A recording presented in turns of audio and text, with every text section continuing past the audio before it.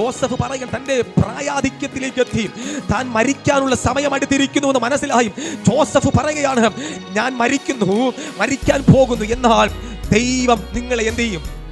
സന്ദർശിക്കും. വെളിപ്പാടിൽ നിയോഗത്തിനകത്ത് ദൈവത്തിന്റെ സന്ദർശനം ഇസ്രായേൽ ജനത്തിനകത്ത് മോശയുടെ ലീഡർഷിപ്പിനകത്ത് ഉണ്ടാകുന്നതിനും എത്രയോ കാലഘട്ടങ്ങൾക്ക് മുൻപ് ജോസഫിലൂടെ വിളിച്ചു പറയുകയാണ്, ഒരു ദിവസം ദൈവം നിങ്ങളെ സന്ദർശിക്കും.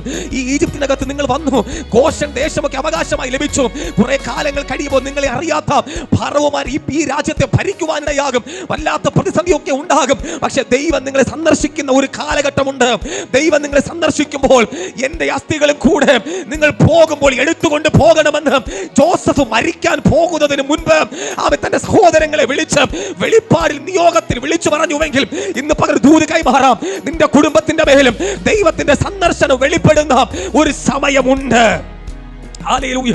ഞാൻ ഇന്ന് പകൽ നിയോഗത്തോടെ വിളിച്ചു പറയാം, ഏതൊക്കെയോ മേഖലയിൽ ഉയരണമെന്ന് ആഗ്രഹമുണ്ട്, ഒരു അഭിവൃദ്ധി ഉണ്ടാകണമെന്ന് ആഗ്രഹമുണ്ട്, ചിലതൊക്കെ പണിയണമെന്ന് ആഗ്രഹമുണ്ട്, ചിലതൊക്കെ നേടിയെടുക്കണമെന്ന് ആഗ്രഹമുണ്ട്. പക്ഷേ എവിടെയൊക്കെയോ നിന്നെ കെട്ടിവച്ചിരിക്കുന്നത് പോലെ, എവിടെയൊക്കെയോ നിനക്ക് മുന്നോട്ട് പോകാൻ കഴിയാതെ പോലെ, വഴി അടച്ചു വച്ചിരിക്കുന്നത് പോലെ, വാതിൽ നിന്റെ മുൻപാകെ അടച്ചിരിക്കുന്നത് പോലെ, നിന്നെ ഒതുക്കി വച്ചിരിക്കുന്നത് പോലെ ആക്കി വച്ചിരിക്കുന്ന മേഖലയിൽ നിന്ന് നിന്നെ വിടുവിക്കുവാൻ ദൈവത്തിന്റെ സന്ദർശനം ആവശ്യമാണ്.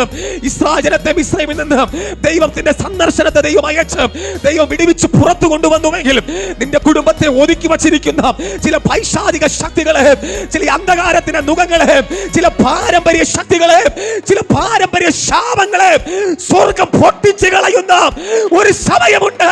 അതിനെ പൊട്ടിച്ചു കളഞ്ഞ്, അതിനെ തകർത്ത് കളഞ്ഞ് നിന്റെ കുടുംബത്തെ വിടുവിച്ച് പുറത്തു കൊണ്ടുവരുവാൻ സ്വർഗം ഒരുക്കിയിരിക്കുന്ന ഒരു സീസൺ ഉണ്ട്. ദൈവത്തിന്റെ സന്ദർശനം നിന്റെ തലമുറയുടെ മേൽ, നിന്റെ കുടുംബത്തിന്റെ മേൽ കർത്താവ് പകരാൻ പോകുകയാണ്.